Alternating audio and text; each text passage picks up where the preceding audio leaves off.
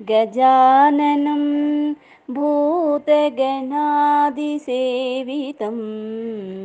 कपितजम्बूफलसारभक्षितम् उमासुतं शोकविनाशकारणो नमामि विघ्नेश्वर पादपङ्कजम् आ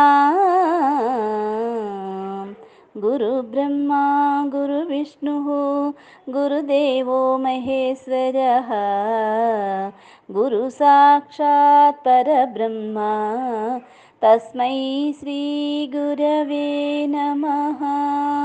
भूमौ स्खलितपादानां भूमिरेवावलम्बनम् त्वयि जादा परादानां त्वमेव चरणं शिवे